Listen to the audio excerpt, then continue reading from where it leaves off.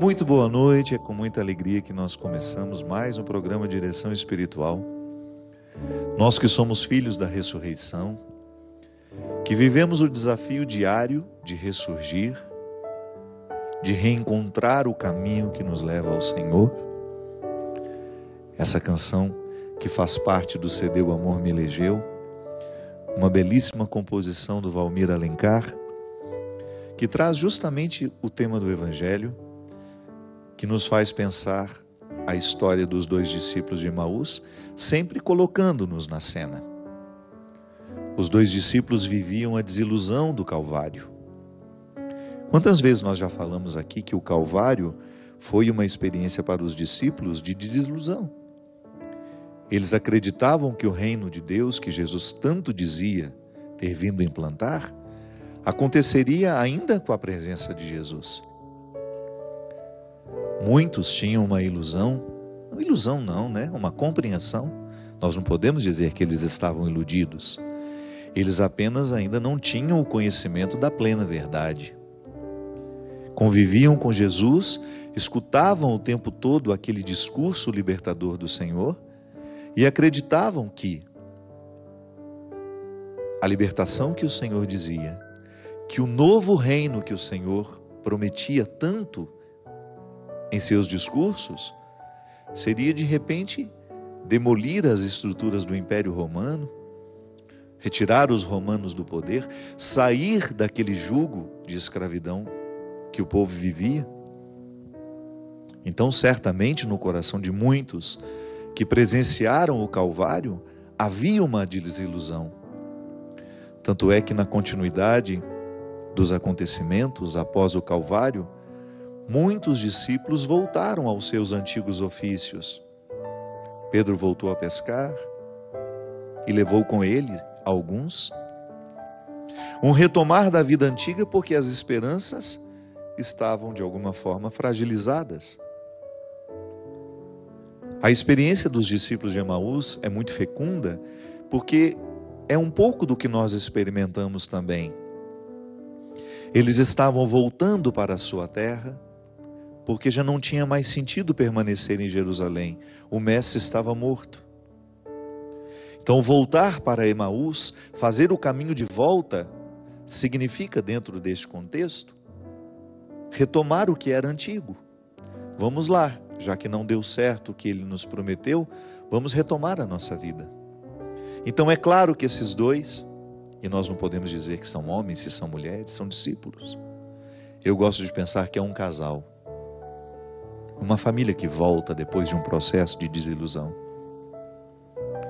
Volta para reencontrar o seu mundo e ressignificar o que havia ficado, o que havia sobrevivido.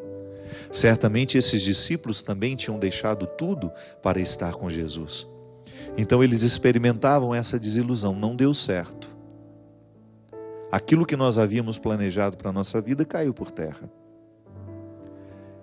E enquanto fazem um caminho de volta, desesperançosos, eles encontram Jesus e não o reconhecem, porque já é um Cristo glorificado. Os olhos não podiam perceber que aquele homem que caminhava com eles e que puxava um assunto, porque Jesus é muito pedagógico, Jesus faz a cura liberando do outro, pela palavra, o que é amargura. É tão interessante a gente perceber Jesus puxando a língua das pessoas antes de realizar a cura. Justamente para nos ensinar que no processo de dizer o que nos angustia, nós já iniciamos um processo de cura. A cura vem quando nós também conseguimos verbalizar aquilo que nos amargura. E foi isso que ele fez. Certamente percebendo a tristeza no olhar daqueles dois, começa a perguntar para eles: qual é o motivo da angústia? Qual é o motivo da tristeza? E então eles começam a dizer: tu és o único forasteiro nesta terra que não sabe o que aconteceu? Será que só você não conhece o motivo da nossa angústia? Ah, minha gente, é tão significativo este voltar para casa dos discípulos de Emaús. Este caminho de volta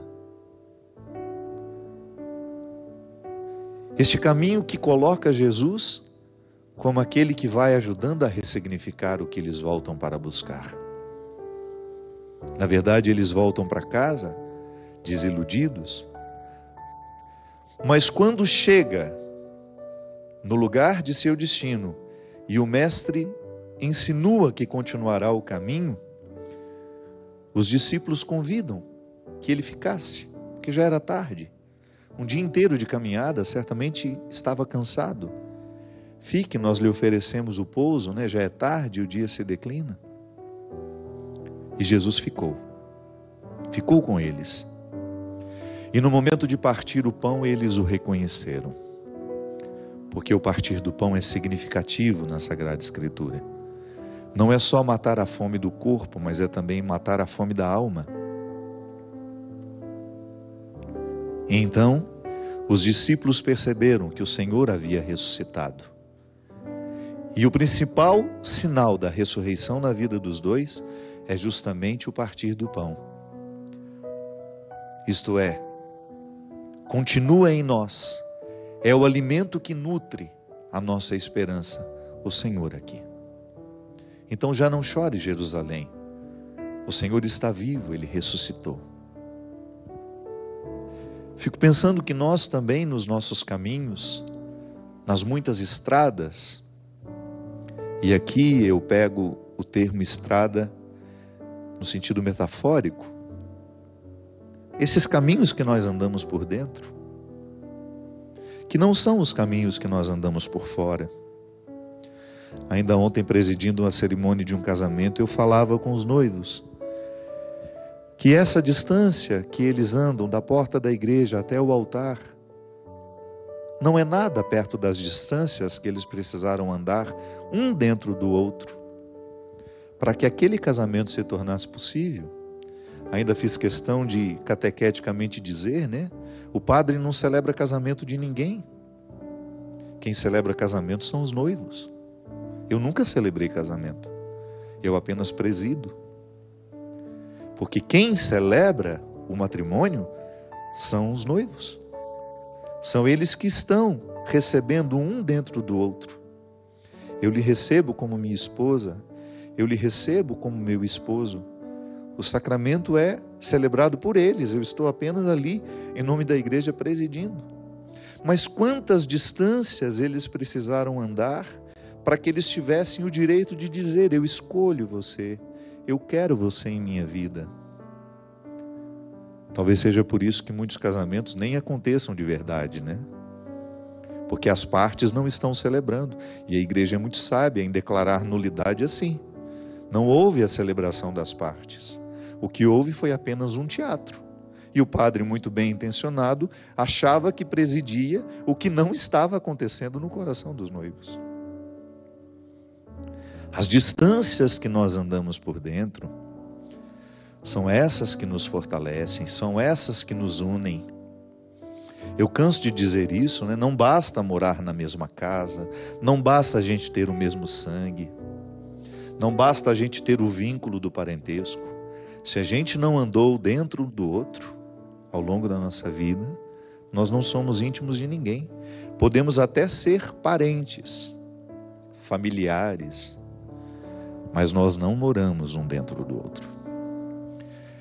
Essas distâncias que nós andamos por dentro, essa que os noivos precisaram andar para que de fato se casassem ontem, e essas distâncias que os dois discípulos de Emaús precisaram andar dentro deles para reconhecer que aquele que estava ali de fora, comendo com eles, era o Senhor que havia sido crucificado, mas que agora estava glorificado e que estava ressuscitado, presente de uma outra forma na vida deles, continuando no coração e na mente. Ah, minha gente, quantas vezes nós também caminhamos amargurados, decepcionados, entristecidos, desanimados, angustiados, deprimidos, ansiosos.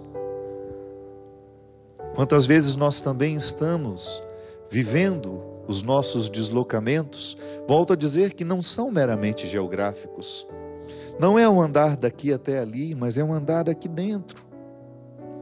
Eu precisando andar na direção de um Padre Fábio que eu ainda não sou, mas que eu posso ser pelo poder do céu, pelo poder daquele que me elegeu.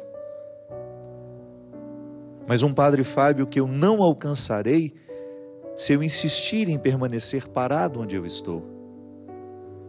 Se eu não ousar crescer a partir dos meus erros, dos meus equívocos. Sim, os momentos em que nós erramos, em que nós não fazemos o que poderíamos ter feito, ou então, nos momentos da vida em que nós erramos cruelmente com os outros e com a gente, são felizes oportunidades que nós temos de caminhar na direção de um novo ser que podemos ser. Todos os dias nós precisamos fazer o mesmo trajeto dos discípulos de Emaús. Seja para avançar, seja para retroceder, porque tudo é caminho. Não é só caminho aquele que nos leva para frente, é caminho também aquele que nos faz regredir, porque às vezes o avanço só é possível quando honestamente nós reconhecemos que precisamos dar alguns passos atrás para buscar o que nós esquecemos. Às vezes nós esquecemos coisas importantes da nossa história. Às vezes nós temos uma ilusão, né? E escutamos muito isso. Pessoas bem intencionadas que dizem: esquece isso, já passou. Não é tão mágico assim. Sim, há muitas coisas que nós precisamos esquecer, ir adiante, esquecer as mágoas, os rancores, os ressentimentos, porque senão a gente não caminha para frente. Fica ali parados, estacionados. Mas às vezes a gente não pode, a gente não tem o direito de esquecer detalhes da nossa vida que ainda precisam ser corrigidos por nós. Hoje eu falava com uma grande amiga, conversei um tempo precioso, e eu fiquei muito feliz porque ela é muito especial ao meu coração, mas ela não tem muita facilidade de falar do que lhe pesa. Ela tem uma facilidade de querer me ajudar nos meus problemas, e nem sempre eu tenho oportunidade de ajudá-la nos problemas dela. E hoje, surpreendentemente, ela resolveu me dizer, falar das angústias, das ansiedades, que envolvem um filho. E eu falava para ela justamente da necessidade que nós temos de viver os enfrentamentos. Às vezes, no desejo de fazer bem aos nossos filhos, nós vamos passando por cima de alguns enfrentamentos e a gente não vai fazendo na hora certa, e de repente aquele filho desaprendeu tantas coisas, ou não aprendeu tantas coisas que deveria ter aprendido, porque nós privamos demais os nossos filhos dos problemas. E depois aquilo se avoluma muito. E nós criamos um contexto em que aquele filho tem uma dificuldade imensa de lidar consigo. Por quê? Porque faltou o dar o passo atrás. O olhar com mais profundidade a maneira como nós nos relacionamos. Sim, muita coisa precisa ser esquecida para a gente poder viver. Mas muita coisa também precisa ser lembrada e colocada na pauta da vida. Naquilo que tantas vezes nós já falamos aqui. Os enfrentamentos que nos fazem crescer. Eu volto mais uma vez àquele episódio que eu disse para vocês da minha pregação aqui, em que eu usei de uma linguagem, fiz uma piadinha, que repercutiu negativamente no coração daqueles que creem diferente. Aquela piada que para mim não parecia ser ofensiva, ofendeu a muitos. Você acha que eu não quero crescer a partir do meu erro? É o meu enfrentamento pessoal, de estar diante de mim, de olhar para aquilo que eu faço de errado e reconhecer diante de mim mesmo que há muitas coisas na minha linguagem que precisam ser corrigidas. Minha gente, os nossos enfrentamentos familiares, se eles não acontecerem, nós não avançamos como família. Enfrentamento é aquela oportunidade que você tem de calmamente dizer ao outro o que ele precisa ouvir, por mais duro que seja. Sem enfrentamento não há crescimento. Se você não formaliza uma conversa, ela pode ser amorosa. O conteúdo muito duro, ele precisa ganhar o formato do amor, porque senão ele vai soar muito difícil nos ouvidos dos outros. Então essa oportunidade que você tem de retomar a sua autoridade como mãe, como pai, e dizer: meu filho, isso aqui não é um hotel, isso aqui não é um lugar em que você entra e sai sem comprometer-se, isso aqui é um lar. E um lar de verdade, em um lar de verdade, as pessoas precisam se encontrar. Nós precisamos saber uns dos outros. Nós precisamos, sim, dar satisfações da vida que nós vivemos. Eu não quero dar satisfações nenhuma da minha vida. Então pegue as suas coisas e vá viver com os seus recursos. Vá fazer da maneira como você acha melhor, mas pagando as suas contas. Porque enquanto nós formos um grupo de pessoas que se amam, um grupo de pessoas que está aqui para viver uma comunhão. Sim, nós devemos satisfações uns aos outros, sim.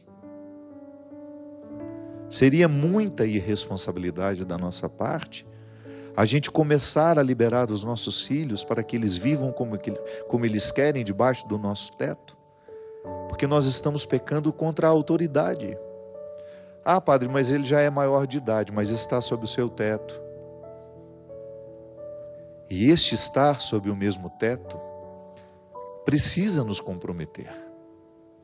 Senão as pessoas não amadurecem e elas vão começar a pensar que o mundo todo vai ser igual à casa dele. Um lugar onde não se precisa dar satisfações. Dar satisfações, minha gente, é uma forma muito saudável de comprometer-se com o seu crescimento pessoal. Sim, na vida nós temos que dar muitas satisfações. Na vida nós damos muitas satisfações, sim, porque faz parte da correspondência amorosa.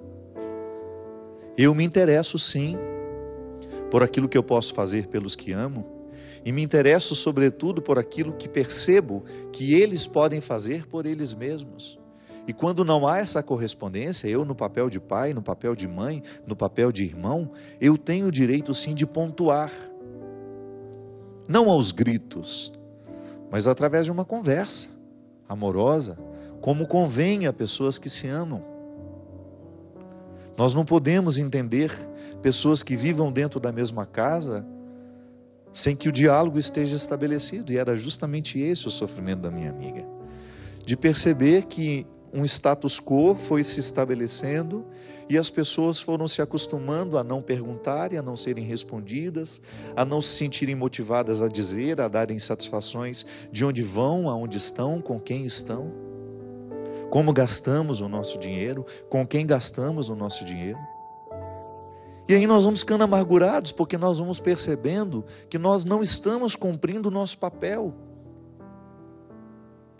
Sim, porque o que realiza pai e mãe é justamente a percepção de que a autoridade está sendo exercida de maneira amorosa e que ela está repercutindo na maturidade do filho. O que faz com que os irmãos estejam satisfeitos uns com os outros é perceber que há uma ligação saudável entre eles. Sim, há divergências. Todos nós temos divergências dentro das nossas casas. E eu sou especialista nisso. Mas pelo amor de Deus, quando nós estamos sob o mesmo teto, dividindo o mesmo pão como esses discípulos, e a gente deixa de se reconhecer, alguma coisa está muito errada. Então esse status quo que foi se estabelecendo, ele acaba sendo muito nocivo à convivência. Porque a gente se acostuma com o silêncio do outro, a gente se acostuma com a irresponsabilidade do outro, a gente se acostuma com a grosseria do outro, porque chega um momento que o silêncio é grosseria.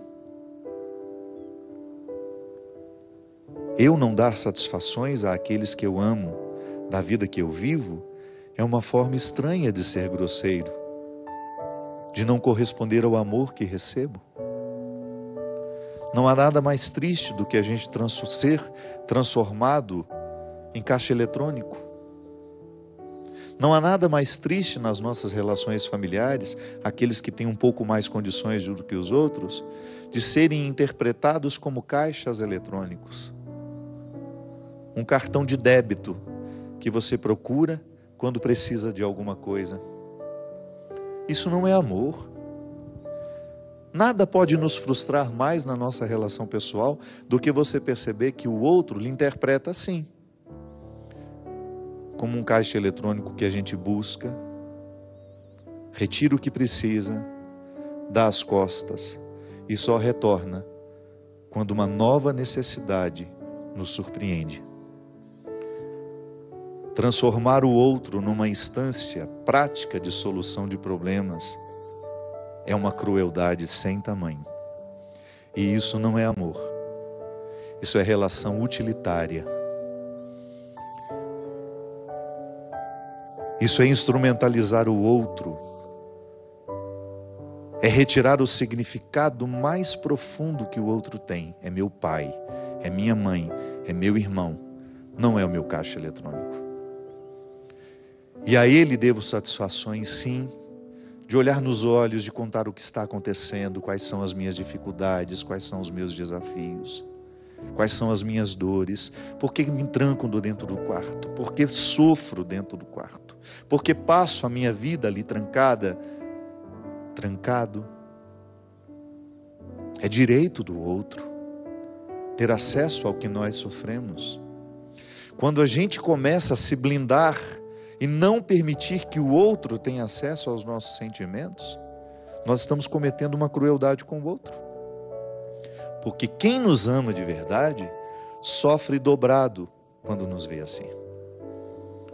Então a experiência dos discípulos de Emaús, ela é profundamente familiar e nos ensina hoje e sempre que se nós não nos sentarmos para partir o pão e todo o significado disso, eu convoco todos os significados do estar à mesa com o outro. Se nós não fazemos isso, minha gente, nós vamos nos tornando estranhos que vivem dentro da mesma casa. Estranhos que convivem, mas não comungam. Estranhos que estão dentro do mesmo espaço geográfico, mas não estão dentro um do coração do outro. Nós vamos para um rápido intervalo e a gente volta já já com o programa Direção Espiritual.